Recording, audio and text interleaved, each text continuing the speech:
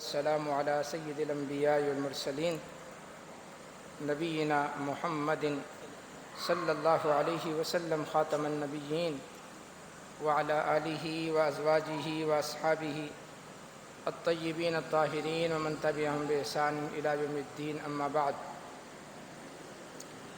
آج کی تراویح میں 11واں سپارہ مکمل تلاوت کیا گیا ہے۔ 11ویں سپارے میں شروع کا پہلا جز سورہ توبہ پر مشتمل ہے، اور بقیہ 3 جز جو اس کے، جس کو ہم پونا سپارہ بولتے ہیں، وہ سورہ یونس پر مشتمل ہے۔ سورہ توبہ کے متعلق کل بتایا گیا تھا آپ کو کہ اللہ تعالیٰ نے اس صورت میں 3 صحابہ کی توبہ قبول کرنے کا اعلان کیا ہے، اور یہ وہ صحابہ تھے جو غزوہ تبوک میں پیچھے رہ گئے تھے۔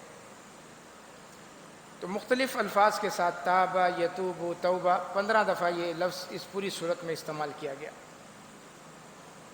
غزوہ تبوک سخت گرمی کے موسم میں پیش آیا، اور اس میں بہت سارے جو منافق تھے وہ نہیں گئے، کیونکہ قرآن مجید نے ان کے متعلق فرمایا ہے کہ لو کان عرضا قریبا وسفرا قاصدا لاتبعوک ولکن بعودت علیہم الشقہ، کہ اگر قریب کہیں جانا ہوتا تو یہ منافق چلے جاتے، جہاں مال غنیمت ملنے کی امید ہوتی ہے، لڑائی نہ ہونے کی امید ہوتی ہے، یہ لوگ وہاں اللہ کے نبی کے ساتھ چلے جاتے تھے۔ لیکن یہ سفر تو بہت دور تھا، تبوک 1200 کلومیٹر تقریباً دور، اور سخت گرمی، اور سامنے سے روم کا لشکر تھا جس کے بارے میں متضاد خبریں تھیں کہ 1 لاکھ کا لشکر ہے، بعض روایات میں ہے کہ 3 لاکھ کا لشکر تھا۔ 1 لاکھ کا لشکر بھی مانا جائے تو مسلمانوں کی تعداد صرف 30,000 تھی جو اللہ کے نبی لے کر گئے تھے۔ تو اس میں جو منافق تھے وہ تھر تھر کانپ رہے تھے، ہیلے بہانے بنا رہے تھے، پیچھے رہنے کی کوشش کر رہے تھے۔ تو تقریباً 80، 90 یا 100 کے قریب لوگ پیچھے رہ گئے جو پکے پکے منافق تھے۔ 3 صحابہ تھے، ایک کا نام سیدنا کعب بن مالک ہے، ایک کا نام ہلال بن امیہ ہے، ایک کا نام مرارہ بن ربیع۔ ان میں سے 2 صحابہ تو بوڑھے تھے، وہ سستی کی وجہ سے نہیں جا سکے، لیکن جو کعب بن مالک تھے وہ جوان تھے، نوجوان تھے۔ انہوں نے تیاری بھی کر لی تھی، اللہ کے نبی نے پہلے سے اعلان کر دیا تھا، تو صحابہ تیاری کر رہے تھے جانے کی۔ انہوں نے تیاری بھی کر لی تھی، اور اس تیاری میں ایک طرف باغ کو بھی دیکھ رہے تھے اور سوچ رہے تھے کہ بس اللہ کے نبی نکلیں تو میں ساتھ نکلتا ہوں۔ پھر سستی کی وجہ سے اللہ کے نبی نکل گئے، وہ نہیں نکل سکے۔ پھر دل میں خیال آیا کہ میرے پاس تو بڑا تیز رفتار گھوڑا ہے، اللہ کے نبی تھوڑا آگے نکل جائیں تو میں پیچھے سے گھوڑا بھگا کر اللہ کے نبی کے ساتھ مل جاؤں گا۔ پھر اس طرح کرتے کرتے وہ بالکل ہی پیچھے رہ گئے بیچارے۔ بعد میں بہت ملال ہوا، لیکن اب دیر ہو چکی تھی، تو اب انتظار کرنے لگے کہ اللہ کے نبی اب واپس آئیں تو پھر اللہ کے نبی کی خدمت میں حاضر ہو کر میں جو بھی عذر ہے وہ پیش کروں گا۔ تو قرآن مجید کی الفاظ ہیں 11ویں سپارے کے، یعتذرون۔ یعتذرون کا مطلب کہ یہ لوگ عذر پیش کریں گے الیکم، آپ کی طرف، اذا رجعتم الیہم، جب آپ واپس مدینہ جائیں گے تو جو پیچھے رہ گئے ہیں، جو جہاد پہ نہیں جا سکے، وہ آئیں گے اور اپنا اپنا عذر پیش کریں گے۔ اللہ کے نبی کو پتہ تھا کہ کون منافق ہے، کون جھوٹا بہانہ بنا رہا ہے، اللہ کو بھی پتہ ہے، اللہ کے نبی کو بھی پتہ ہے۔ تو منافق آتے، اللہ کے نبی یہ عذر تھا، یہ پریشانی تھی، یہ مسئلہ تھا، آپ کہتے کوئی بات نہیں، جاؤ جاؤ جاؤ، سب کو آپ نے جانے دیا۔ لیکن جب یہ آئے، کعب بن مالک، ہلال بن امیہ اور مرارہ بن ربیع آئے، تو اللہ کے نبی بہت غصے میں آ گئے۔ تو میں تم لوگوں سے تو توقع نہیں تھی کہ تم لوگ پیچھے رہو۔ ہاں اللہ کے نبی، میں بھی چاہوں تو کوئی بہانہ بنا لوں، کعب بن مالک کے الفاظ ہیں، میں بھی ان منافقوں کی طرح کوئی بہانہ بنا لوں اور جان میری چھٹ جائے، لیکن پھر مجھے ڈر لگتا ہے کہ میں اگر جھوٹ بولوں گا تو اللہ میرے بارے میں قرآن نازل نہ کر دے۔ پھر جب میرے بارے میں قرآن نازل ہو جائے گا، میرا جھوٹ آشکارا ہو جائے گا، تو پھر میں کہیں منہ دکھانے کے قابل نہیں رہوں گا۔ اس لیے اللہ کے نبی صاف بات یہ ہے کہ صرف سستی، غفلت، کاہلی کی وجہ سے میں پیچھے رہ گیا، بس۔ اللہ کے نبی نے کہا صحیح، اٹھ جاؤ یہاں سے، جاؤ، اور فرمایا کوئی مسلمان اس سے بات نہ کرے، بائیکاٹ کر دیا، کوئی مسلمان ان تینوں سے بات چیت نہ کرے۔ اب وہ شروع کے تو چند دن گزر گئے، وہ جب جہاں جاتے باہر کوئی بات نہیں کر رہا، مسجد آتے کوئی بات نہیں کر رہا، اللہ کے نبی کے پاس جاتے اللہ کے نبی کو سلام کرتے، آپ سلام کا جواب نہیں دیتے تھے، اتنا اللہ کے نبی کو غصہ تھا۔ بس اوقات بعض شخصیات کوئی ایسا عمل کر لیتی ہیں کہ جن سے توقع نہیں ہوتی. بعض بار بار غلطی کر رہے ہوتے ہیں اور آپ ہلکی سی تھپڑ مار کے کہتے ہیں جا بیٹا. بعض کا آپ کان نوچ دیتے ہیں.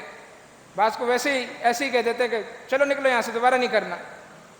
اور بعض شخصیات ایسی ہوتی ہیں کہ توقع نہیں ہوتی آپ کو کہ یہ غلطی کرے گا، اور جب وہ غلطی کرتا ہے تو پھر آپ کا رد عمل بھی شدید ہوتا ہے اس کے بارے میں. تو یہ پکے سچے مسلمان تھے، جھوٹ نہیں بولا، صاف گوئی کی، لیکن اس صاف گوئی کے نتیجے میں اللہ کے نبی نے بائیکاٹ کر دیا. 40 دن ہو گئے، 40 دن اللہ اکبر، کوئی بات نہیں کرتا. وہ خود بتاتے ہیں کہ قرآن مجید نے خود کہا وَضَاقَتْ عَلَيْهِمُ الْأَرْضُ بِمَا رَحُبَتْ، یہ اللہ کے الفاظ ہیں کہ زمین وسعت کے باوجود ان پر تنگ ہو گئی تھی. یہ اللہ کہہ رہا ہے. پھر کیا ہوا؟ 40 دن کے بعد اللہ کے نبی نے حکم دیا کہ تینوں اپنی اپنی بیویوں کو میکے چھوڑ کے آ جاؤ، بیویوں سے الگ ہو جاؤ. اللہ اکبر، اللہ کے نبی کا حکم تھا. یہ بھی ایک یعنی انتہا تھی کہ بیوی جو گھر میں کھانا پکاتی، کپڑے دھوتی ہے، خدمت کرتی ہے. بلال بن امیہ اور مرارہ بن ربیع تو بالکل بوڑھے تھے. کعب بن مالک وہ تو جوان تھے، انہوں نے اپنے کام کر لینے تھے. بہرحال یہ 40 دن کے بعد اللہ کے نبی نے کہا کہ اب اپنی بیویوں کو الگ کر. 50 دن پورے اس طرح گزر گئے. 40 دن سوشل بائیکاٹ کے اور 10 دن بیوی بچوں سے الگ. کعب بن مالک کہتے ہیں کہ ایک دن میں اپنے گھر کی چھت پہ بیٹھا ہوا تھا کہ فجر کی نماز کے بعد پھر مسجد جانا چھوڑ دیا انہوں نے کہ اب میں مسجد جاتا ہوں، کوئی ہاتھ نہیں ملاتا، کوئی سلام کا جواب نہیں دیتا، اللہ کے نبی تک ناراض ہیں. تو آخری دنوں میں انہوں نے مسجد جانا چھوڑ دیا. تو کہتے میں اپنے گھر کی چھت پہ تھا کہ ایک گھڑ سوار تیزی سے گھوڑا دوڑاتے ہوئے میرے پاس آیا اور کہا کہ ابشر یا کعب، کعب خوش ہو جاؤ، اللہ نے تمہاری توبہ قبول کر لی ہے اور تمہارے بارے میں قرآن مجید نازل ہو گیا ہے. وَعَلَى الثَّلَاثَةِ الَّذِينَ خُلِّفُوا حَتَّى إِذَا ضَاقَتْ عَلَيْهِمُ الْأَرْضُ بِمَا رَحُبَتْ. اس دوران ایک اور واقعہ پیش آیا. یہی کعب بن مالک کہتے ہیں کہ میں بازار میں تھا، سبزی لے رہا تھا. صحیح بخاری کے اندر حدیث ہے کہ سبزی لے رہا تھا تو میرے ساتھ ایک آدمی آ کر کھڑا ہوا. وہ باہر کا تھا، مدینے کا نہیں تھا، قبطی لگ رہا تھا، کسی اور جگہ کا تھا. وہ سبزی والے سے کہہ رہا ہے کہ یہاں کعب بن مالک نام کا کوئی شخص رہتا ہے. اس نے کہا ہاں رہتا ہے، کیا کرنا ہے؟ اس نے کہا ملاقات کرنی ہے. تو سبزی والے نے میری طرف اشارہ کیا کہ یہ جس کا تم پوچھ رہے ہو یہی شخص. تو میرا ہاتھ پکڑ کے سائڈ پہ لے گیا، کہنے لگا میرے پاس تمہارے لیے ایک چیز ہے. پھر اس نے جیب سے چٹھی نکالی، مجھے چٹھی تھما دی. خط کس کا ہے؟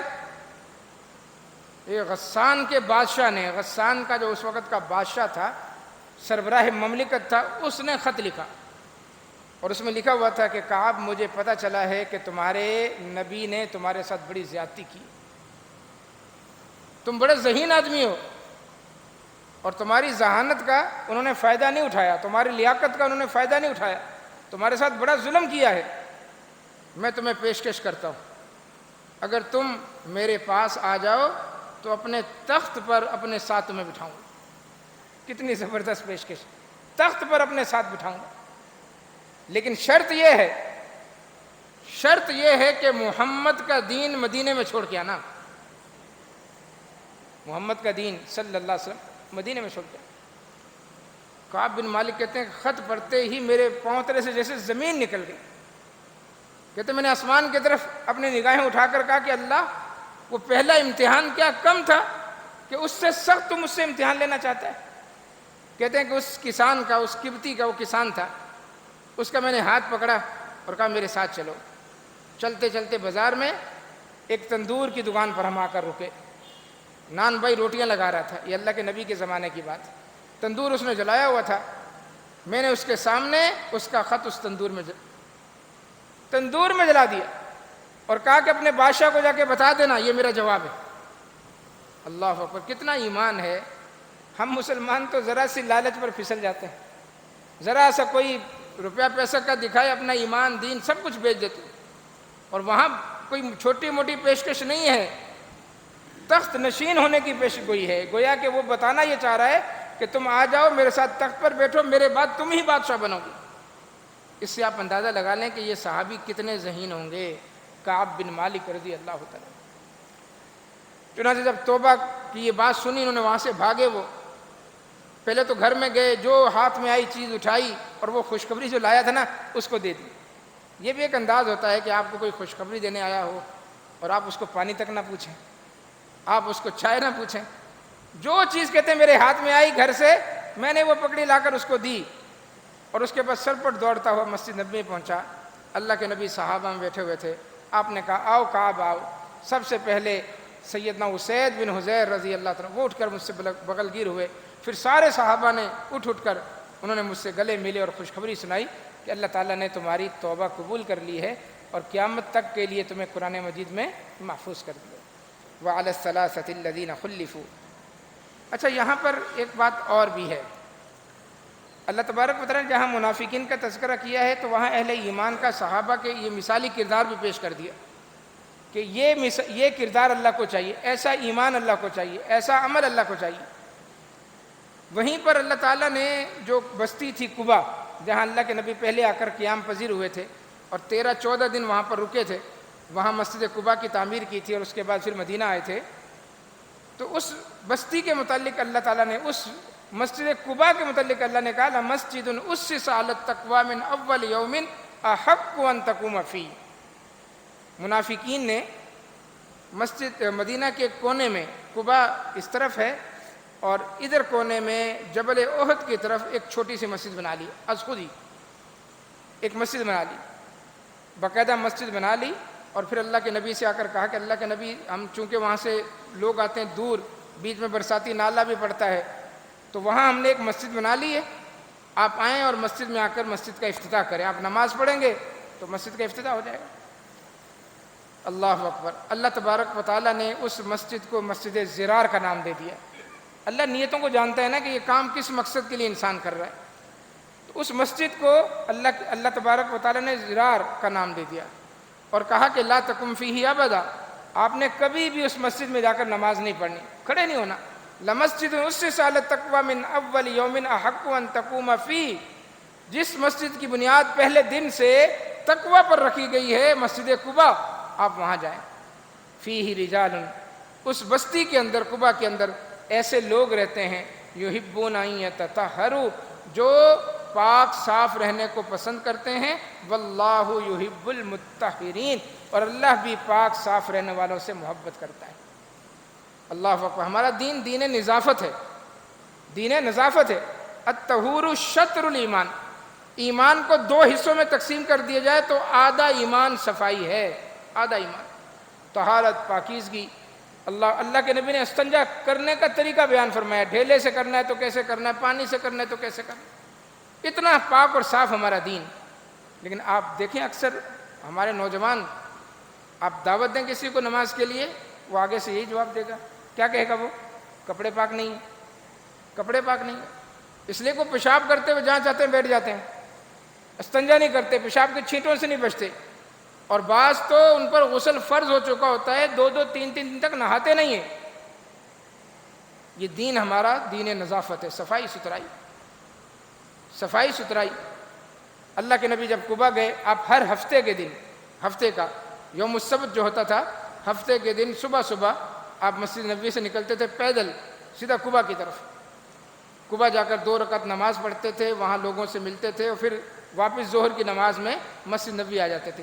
ہفتے کا دن مخصوص کیا ہوا تھا، اور آپ نے فرمایا کہ جو شخص اس مسجد میں آئے، مسجد قبا میں، اور 2 رکعت نماز پڑھ لے نفل، اللہ تبارک و تعالیٰ اسے ایک مکمل عمرے کا ثواب عطا فرماتا ہے۔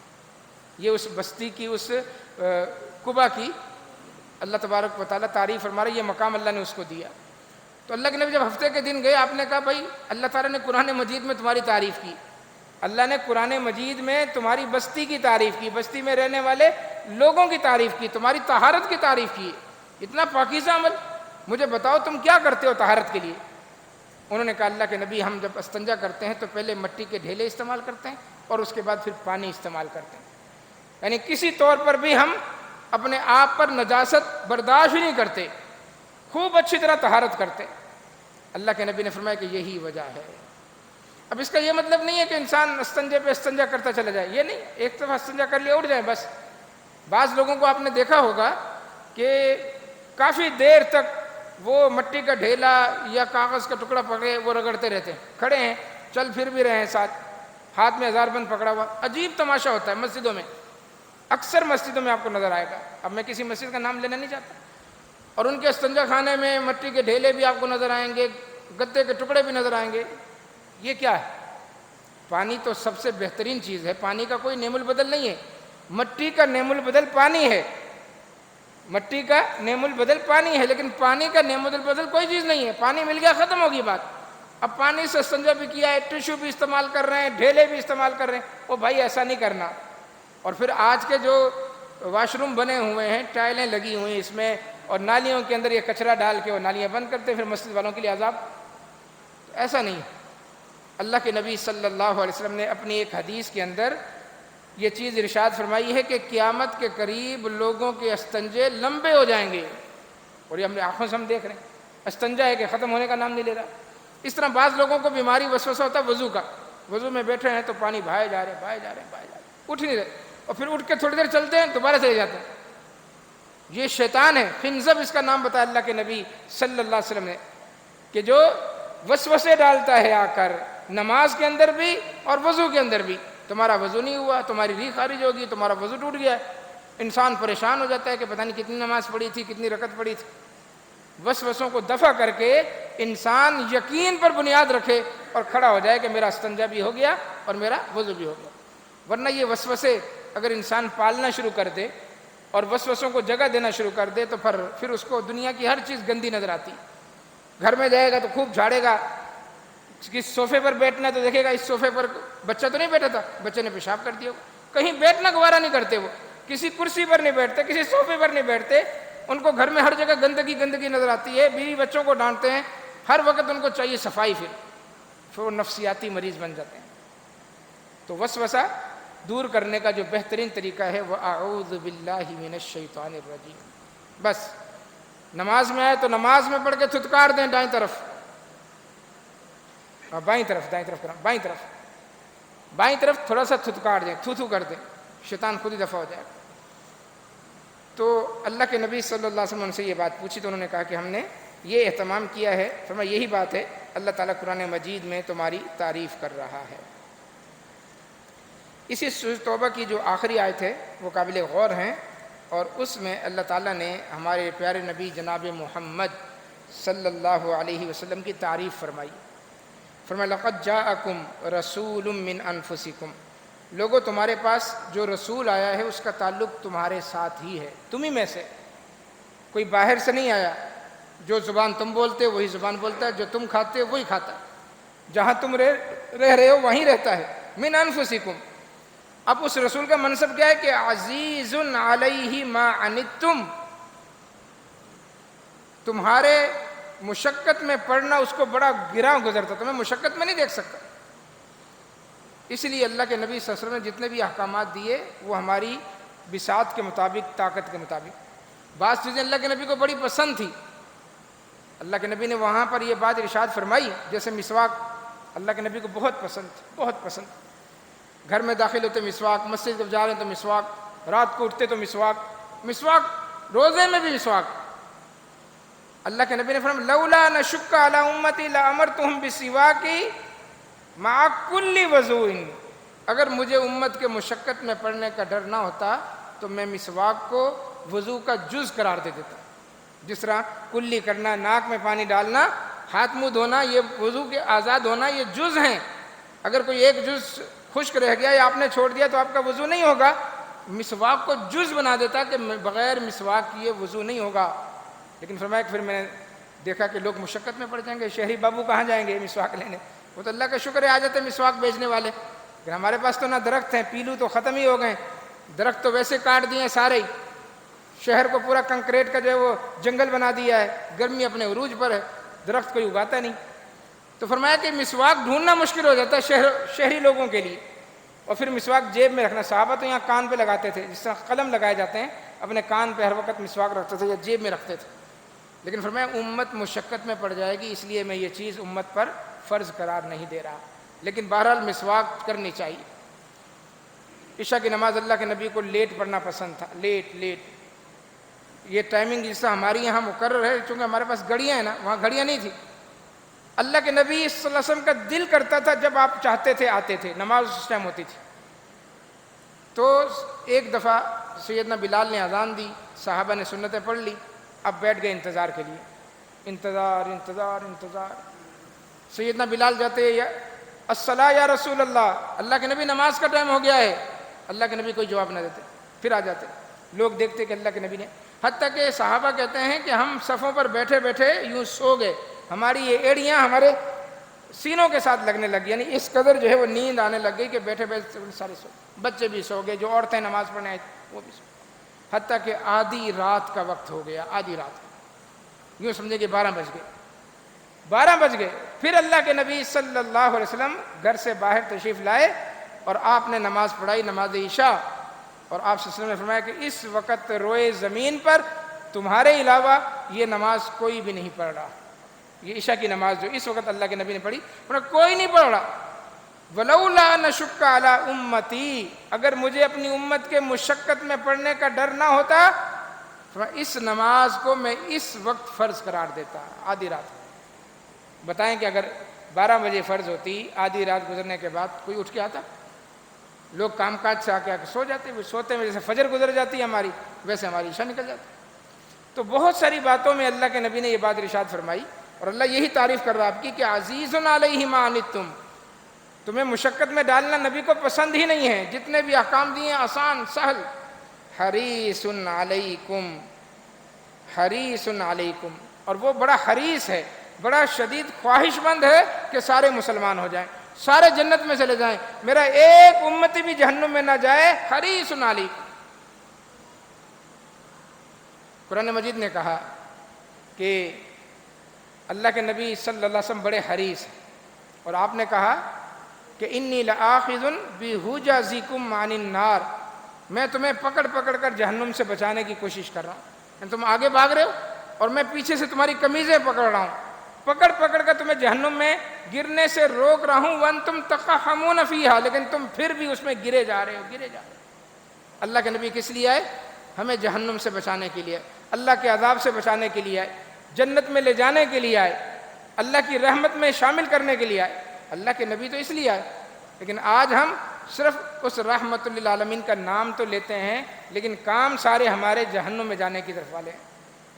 تو اللہ کے نبی کی یہاں صفت ہے حریص علیکم بالمؤمنین رؤوف الرحیم، اور مومنوں پر بڑے ہی مہربان ہیں، بڑے شفیق، بڑے ہی مہربان ہیں مومنوں پر. ام المومنین سیدہ عائشہ فرماتی ہیں کہ اللہ کے نبی صلی اللہ علیہ وسلم نے نہ کبھی اپنی بیوی کو مارا، نہ کسی خادم کو مارا. اپنے ہاتھ سے کسی بیوی کو تھپڑ تک نہیں ماری، خادم کو، نوکر چاکر کو نہیں مارا. ہاں، جہاں اللہ تعالیٰ کی حدود پامال ہو رہی ہوتی، میدان جہاد میں بہت سارے کافر اللہ کے نبی نے مارے، قتل کی. اللہ کے معاملے کے اندر، دین کے معاملے کے اندر تو آپ نے تلوار اٹھائی، لیکن جو معاشرتی معاملات ہیں اس کے اندر آپ اتنے نرم تھے کہ اللہ کے نبی نے کبھی بیوی کو نہیں مارا، نہ کبھی غلام کو مارا. سیدنا انس کہتے ہیں کہ 10 سال میں نے اللہ کے نبی کی خدمت کی. 10 سال کے تھے جب آئے. 10 سال کا بچہ تو بہت سارے معاملات گڑبڑ کر دیتا، آپ کسی کام کے لیے بھیجیں وہ کسی اور طرف نکل جاتا. 10 سال. اور ایسا ہوا بھی انس کے ساتھ بہت دفعہ، اللہ کے نبی نے بھیجا، جا کے بچوں میں کھیلنے لگ گئے. اللہ کے نبی انتظار کر رہے ہیں کہ انس کو کسی کام کے لیے بھیجا اور انس بچوں کے اندر کھیل رہے ہیں. لیکن اس معاملے میں بھی اللہ کے نبی خود پھر نکلتے تھے کہ کافی دیر ہو گئی، انس کہاں چلا گیا. اور جب دیکھا اللہ کے نبی نے کہ بچوں میں کھیل رہے تو آپ کئی مرتبہ واپس پلٹ گئے کہ بچہ ہے، بچہ ہے، اور بچوں میں اگر گھل مل کے کھیل رہا ہے تو کوئی بات نہیں. اور ایک مرتبہ اللہ کے نبی سے دیکھا کہ وہاں کھڑے ہیں، صرف کھیل نہیں رہے، کھڑے کھیل تماشا دیکھ رہے ہیں بچوں کا. تو اللہ کے نبی جا کر بالکل انس کے پیچھے کھڑے ہو گئے اور آپ نے پیار سے دونوں گال، پیچھے سے گال دونوں تھپکائے. انس کہتے ہیں کہ میں نے ایسے دیکھا اوپر کی طرف تو اللہ کے نبی صلی اللہ علیہ وسلم، آپ نے کہا یا انیس، او پیارے انس، یعنی کتنا پیارا انداز تھا. یا انیس، او پیارے انس، میں نے تجھے کس کام کے لیے بھیجا تھا. تو یہ اللہ کے نبی صلی اللہ علیہ وسلم کی پیار اور محبت تھی. اگلی صورت ہے سورہ یونس. کیا ہے؟ یونس. تلفظ اس کا یونس ہے، نون کے اوپر پیش ہے، اور یہی نام ہے جو ہم رکھتے ہیں. لیکن آپ دیکھیں کہ اکثر بہت کم لوگ ہوں گے جو یونس کہتے ہوں گے. یونس اور بھائی یونس بات سننا، اس طرح یوسف سین کے اوپر پیش ہے، بہت سارے یوسف پڑھتے ہیں اس کو، نہ یہ یوسف ہے نہ یہ یونس ہے، دونوں جگہ پیش ہے، یونس اور یوسف۔ قرآن مجید اگلی صورت آئے گی، یہ نبی کے نام کی صورت ہے، پہلی یونس، اس کے بعد ہود، اس کے بعد سورہ یوسف، اور اس کے بعد سورہ رعد ہے، پھر سورہ ابراہیم ہے۔ یہ انبیاء علیہ الصلوۃ والسلام کے نام پر کچھ صورتیں ہیں۔ اس میں ایک جگہ اللہ تعالیٰ نے یونس علیہ السلام کا ذکر کیا ہے، صرف ایک جگہ، اور وہ بھی اس ضمن میں کہ فلولا کانت قریۃ نفعها ایمانها الا قوم یونس، کسی قوم کو اس کے ایمان نے فائدہ نہیں دیا سوائے قوم یونس کے، لما آمنوا کشفنا عنہم، ہوا یہ تھا کہ یونس علیہ السلام کا واقعہ آگے آئے گا، سورہ انبیاء میں بھی آئے گا تفصیل سے، جو انہوں نے دعا مانگی تھی مچھلی کے پیٹ میں، پھر سورہ الصافات کا آخری رکوع پورا اسی پر مشتمل ہے۔ یہاں صرف اتنا آیا، یہ عراق کے کسی علاقے میں مبعوث تھے، بڑا اپنا قوم کو سمجھاتے، لیکن قوم تھی کہ ماننے کو تیار نہیں تھی۔ تو یونس علیہ السلام نے کہا کہ بھائی میں تو جا رہا ہوں، 3 دن کے بعد اللہ کا عذاب آ جائے گا، اللہ کے عذاب کی تم لپیٹ میں آ جاؤ گے، اور یہ کہہ کر وہاں سے چل دیے۔ اللہ کا حکم نہیں تھا، اللہ کا حکم نہیں تھا کہ آپ نے بستی چھوڑنی ہے، یہ ان کا اپنا اقدام تھا کہ بستی چھوڑ کر نکل گئے۔ آگے کشتی میں بیٹھے، کشتی میں افراد زیادہ تھے، جیسے سمندر کے بیچوں بیچ پہنچی تو ڈاواڈول ہونے لگ گئی، ہچکولے کھانے لگ گئی۔ ملاح نے کہا بھئی ایک آدمی کا وزن کم کرنا پڑے گا، اور اس کا طریقہ یہ کہ اس آدمی کو اٹھا کے سمندر میں پھینک دو، بس اگر کشتی بچانی ہے سارے افراد کو بچانا ہے۔ کبھی کبھی ایک آدمی کو قربان کرنا پڑتا ہے پوری قوم کو بچانے کے لیے، قربانی دینی پڑتی، تو قربانی کون دے؟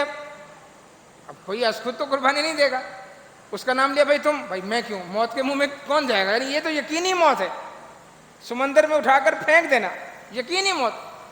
جلدی جلدی کا جلدی جلدی پورا کرو، قرآن اندازی کرو، جلدی جلدی جو ان کا نام ہوگا لکھنے کا، جلدی جلدی انہوں نے قرے نکالے، اور ایک قرہ اٹھایا، یونس آؤ دیکھا نہ تو اٹھا کر ڈاواڈول پھینک دیا، ڈنڈا ڈولی کر کے پھینک دیا یونس علیہ السلام کو سمندر کے اندر۔ فالتقمہ الحوت، بس وہ جیسے ہی وہ سمندر میں گئے تو ویل مچھلی نے ان کو ثابت نگل لیا، ادھر مچھلی نے نگل لیا اور ادھر قوم پر عذاب آ گیا جو وہ کہہ کر گئے تھے۔ اللہ کا یہ بات تو سچ تھی کہ اللہ کا عذاب آ جائے گا۔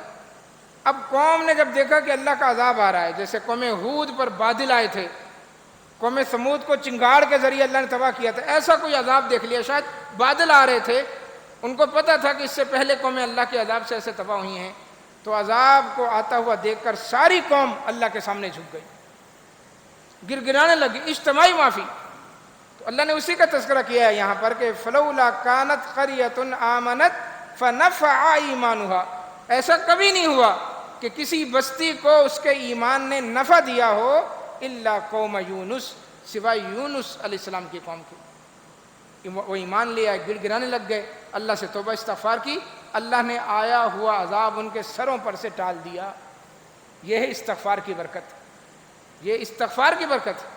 اللہ تعالیٰ نے ہمیں 2 چیزیں دی تھی، یہ پیچھے سورہ انفال میں ذکر ہوا کہ جب تک آپ ان میں موجود ہیں اے محمد صلی اللہ علیہ وسلم، جب تک آپ ان میں موجود ہیں اللہ ان پر عذاب نازل نہیں کرے گا، اور اس وقت تک بھی اللہ ان کو عذاب نہیں دے گا جب تک کہ یہ استغفار کرتے رہیں گے۔ یہ 2 اللہ کی امان تھیں، 2 گارنٹی ضمانتیں تھیں، جس میں سے ایک ضمانت اللہ نے لے لی، اللہ کے نبی ہمارے درمیان نہیں ہے، لیکن جو دوسری ضمانت ہے اللہ کی قیامت تک رہے گی کہ قیامت تک آپ استغفار کرتے رہیں، توبہ کرتے رہیں، اللہ مصیبتیں آزمائشیں ٹال دے گا اجتماعی طور پر۔ اس وقت جو ہماری قوم کی حالت ہے، جو سیاسی حالات ہیں اس وقت، رمضان کے مہینے کے اندر وہ سیاسی داؤ پیچ ایسے لگے ہوئے ہیں کہ لوگوں کو ہوش ہی نہیں ہے کہ رمضان کا مہینہ ہے، اس میں ہم نے تراویح پڑھنی ہے، اللہ کے حضور توبہ استغفار، پھر دوبارہ مہینہ تو نہیں آئے گا، یہ سیاسی جماعتیں تو پھر آ جائیں گی الیکشن کے نام پر، پھر یہ اپنے ڈرامے کرتی رہیں گی، یہ ڈرامے تو ان کے چلتے رہیں گے، لیکن یہ جو ماہ مقدس کے مقدس ترین ایام ہیں یہ دوبارہ آنے والے نہیں، تو استغفار کر لیں۔ اس یونس سورت کے اندر اللہ تعالیٰ کا جو بنیادی موضوع ہے توحید ہے۔ مشرکین مکہ ایک باطل عقیدے کا شکار تھے کہ وہ مدد کے لیے ویسے تو جب بیٹھے ہوتے اپنے گھروں میں یا مکہ میں ہوتے تو مدد کے لیے کبھی عزا کو پکارتے، کبھی حبل کو پکارتے، جو ان کے بت تھے 360۔ لیکن جب وہ کشتی کا سفر کرتے، مکہ سے جدہ قریب ہے، پھر یہاں سے وہ بیٹھ کر دنیا کے مختلف ملکوں میں جاتے تھے، سفر کرتے تھے، تو جب یہ سفر کرتے تھے تو عام طور پر ان دنوں طوفان آتے تھے، تو جب کشتی ڈاماڈول ہونے لگتی تھی تو ملاح جو ہے نا خاص طور پر کہتا تھا کہ یہاں پر لات کو آواز نہیں دینی، منات کو آواز نہیں دینی، یہاں صرف بچانے والا اللہ ہے۔ یہ بات اللہ نے ذکر کی کہ مشرکین مکہ اتنا اللہ کا ڈر اور احترام رکھتے تھے کہ جب کشتی ڈاماڈول ہوتی تو اللہ کو پکارتے تھے۔ اکرمہ بن ابی جہل، ابو جہل کا جو بیٹا ہے، ابو جہل مر گیا خود اسلام کے خلاف سازشیں کرتا ہوا، جب مر گیا تو اللہ نے اس کے بیٹے کو بھی مسلمان کر دیا، بیٹی درہ بنت ابی لہب وہ بھی مسلمان ہو۔ جو اکرمہ ہے، اکرمہ کا مطلب ہے شیر، حمزہ، اسد، اسامہ، یہ سارے شیر کے معنی میں۔ عربی کے اندر ایک چیز کے جو ہے وہ 300 400 الفاظ ہوتے ہیں، تلوار کے صرف 400 نام ہیں، ہم صرف ایک ہی لفظ ہمارے پاس تلوار، بس اردو میں تلوار، اور عربی میں اس کو نہ جانے کتنے کتنے ناموں سے یاد کیا جاتا ہے۔ تو بڑی وسیع، بڑی فصیح زبان ہے، اس لیے کہ جنتیوں کی زبان ہے نا۔ تو اکرمہ جب مکہ فتح ہوا نا تو اللہ کے نبی نے جن کے نام لیے تھے کہ یہ 9 افراد جہاں ملے ان کو مار دینا، حتیٰ کہ بیت اللہ کے پردے کے ساتھ چمٹے ہوں وہی مار دینا۔ 2 کو مارا بھی صحابہ نے، 2 کو وہاں بیت اللہ کے پردے کے ساتھ ہی قتل کر دیا، کچھ بھاگ گئے، بھاگنے والے میں اکرمہ بھی تھا، یہ بھاگا یا جدہ پہنچا، جدہ کشتی میں بیٹھا، لے کر کشتی نکلی تو وہی واقعہ اس کے ساتھ بھی پیش آ گیا۔ اب ڈاواڈول ہو رہی کشتی، ملا نے کہا کہ سارے یکسو ہو کر، خالص ہو کر اللہ کو پکارو۔ اب جس کو اللہ ہدایت دینا چاہے تو ایک جملہ اس کی ہدایت کے لیے کافی ہوتا ہے، ایک واقعہ اس کی ہدایت کے لیے کافی ہوتا ہے۔ یہاں لوگ دیکھا ہے ہم نے کہ سالوں سال شبینے پڑھے جا رہے ہیں، شبینے ہوں گے ابھی آخر میں، شبینے، تراویحاں، قرآن مجید کے ختم، درود و سلام کے ختم، پتہ نہیں کس کس چیز کو ختم کر دیا انہوں نے، ختم ہی ختم۔ لیکن مجال ہے کہ ٹس سے مس ہوتے ہوں، قرآن کی 6000 سے زیادہ آیتیں سن لیتے ہیں لیکن عقیدہ وہی مشرکانہ، ہاتھوں میں تسبیحاں پکڑی ہوئی ہیں لیکن جانا پنجتن پاک ہے، وہاں سجدہ جا کے کرنا ہے، وہاں بہشتی دروازے سے گزرنا ہے۔ اتنا پڑھے لکھے، آکسفورڈ کے پڑھے ہوئے، کیمبرج کے پڑھے ہوئے، ڈاکٹر، انجینئر، لیکن وہ نالین ہے وہ لگائی ہوئی۔ تم ڈاکٹر ہو، انجینئر ہو، اللہ کے بندو، پڑھے لکھے آدمی ہو، اس کے بارے میں تحقیق کر لو، جو سینے پہ سجا رکھی ہے، پگڑی پہ لگا رکھی ہے، یہ تعویذ گنڈے۔ یعنی اکثر مسلمان دنیاوی طور پر پڑھے لکھے اور اعتقادی طور پر کھڈے میں گرے ہوئے، 3rd کلاس عقیدہ بالکل، یعنی نہ ہونے کے برابر، مشرکین مکہ سے بھی گئے گزرے۔ تو اتنا قرآن پڑھتے ہیں، اتنا قرآن سنتے ہیں، لیکن مجال ہے کہ ٹس سے مس۔ اللہ جس کو ہدایت دینا چاہے ایک بات دل میں آ جاتی بس۔ جب ملا نے یہ کہا کہ ایک اللہ کو پکارو تو اکرمہ نے کہا کہ میں کہاں بھاگ رہا ہوں، اسی اللہ سے تو بھاگ رہا ہوں، میں پاگل ہوں، میں اسی اللہ سے بھاگ رہا ہوں جو مجھے یہاں پر سمندر کے اندر نجات دے گا تو خشکی میں وہی نجات دے گا، مجھے گھر میں بھی وہی نجات دے گا، جو یہاں میری بات سن رہا ہے میرا رب ہے تو زمین پر بھی وہی تو میرا رب ہے۔ اکرمہ تو کہاں جا رہا ہے؟ پھر انہوں نے خالص ہو کر دعا کی کہ اللہ اگر تو نے اس طوفان سے بچا لیا میں جا کر مسلمان ہو جاؤں۔ اور ادھر اس کی بیوی اللہ کے نبی سے امان لے چکی تھی کہ اللہ کے نبی اکرمہ کے نام کی مجھے امان دے دیں کہ کوئی اس کو ہاتھ نہ لگائے، مجھے امید ہے میں سمجھاؤں گی وہ مسلمان ہو جائے۔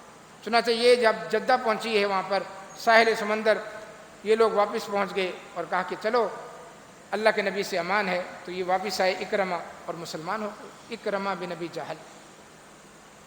تو ہدایت کے لیے یہاں اللہ تعالیٰ نے وہ واقعہ نقل کیا ہے، اور غالباً یہی مناسبت ہے سورہ یونس کی اور مشرکین مکہ کے اس عقیدے کی کہ یونس علیہ السلام بھی اللہ کے حکم کے بغیر کشتی میں بیٹھے لیکن منزل تک نہیں پہنچ سکے، ان کو اٹھا کے سمندر میں ڈال دیا گیا۔ اس کا مطلب ہے کہ سمندر کی موجوں سے بچانے والا اللہ ہے، وہ اللہ چاہے گا تو کشتی بھی سلامت رہے گی، تختے پر ہوں گے تو تختے پر بھی سلامت رہیں گے، اور اگر وہ اللہ نہیں چاہے گا تو ٹائٹینک جیسا بڑا جہاز بھی اللہ غرق کر دے، اس کو بچانے بھی کوئی نہیں آئے گا۔ یہ اللہ کی حکمت ہے۔ اللہ تبارک و تعالیٰ ایک تختے پر بھی انسان کو محفوظ رکھ سکتا ہے، ایک تختے پر۔ اللہ اکبر، مجھے واقعہ یاد آ گیا، شیخ صالح المنجد حافظ اللہ، بہت بڑے عالم ہیں سعودی عرب، زندہ ہیں، حیات ہیں، بزرگ ہیں، اسلام سوال جواب کے نام سے ان کی ویب سائٹ بھی ہے، بہت بڑے محقق، بہت بڑے عالم۔ ان کا سچا واقعہ ہے، وہ کہتے ہیں میرے دوست نے کہا جی شکار پہ چلنا ہے سمندر، آپ پروگرام بنائیں؟ تو کہنے لگے مجھے بڑا شوق تھا اس بوٹ میں بیٹھنے کا، میں ان کے ساتھ چلا گیا، اپنے ایک بچے کو بھی لے کر، چھوٹا سا بچہ تھا، اس کو لے لیا۔ دوست میرا بہت اچھا تھا، وہ مجھے اکثر دعوت دیتا تھا کہ بھائی چلیں سمندر سے تازہ مچھلی پکڑیں گے اور ساحل پہ آ کر پکائیں گے، کھائیں گے، یہ جو مچھلی ہمارے پاس آتی ہے اتنے دن پرانی ہوتی، باسی ہوتی، اس کا کوئی مسئلہ نہیں۔ تو کہنے لگے کہ اللہ نے خود کہا ہے سیرو فی الارض، چلو پھرو زمین میں، تو میں چلا گیا۔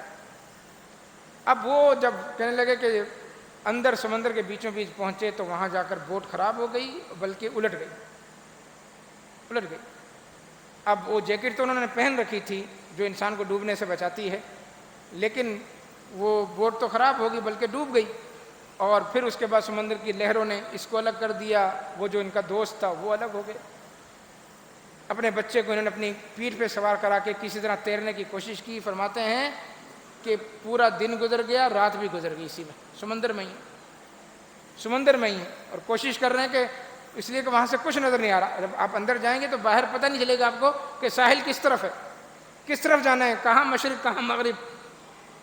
اور پھر پوری رات کی محنت کے بعد اگلے دن یہ قدرے ساحل کے قریب پہنچے تو وہ جو ساحل پر ڈیوٹیاں دے رہے ہوتے ہیں کہ کوئی ان کی پھر یہ یعنی وہ جو دیکھ رہے تھے دوربینوں سے، تو اس دوربین کی زد میں آئے، تو پھر یہ لوگ آئے، انہوں نے کشتی میں ان کو ڈالا اور بچائی۔ پوری رات سمندر میں تنے تنا، بچہ پیٹھ پہ سوار ہے، اور بہت بڑے عالم الحمدللہ زندہ ہے۔ تو اللہ تعالیٰ جس کو بچانے پہ آئے تو بغیر تختے کے بھی بچا لیتا ہے۔ اللہ تبارک تعالیٰ جس کو ڈوبنے پہ آئے تو پھر ٹائٹینک بھی ڈوب جاتا ہے۔ اصل طاقت اللہ کی طاقت ہے۔ اللہ تعالیٰ ہمیں سمجھنے کی، عمل پہ رہنے کی توفیق عطا فرمائے۔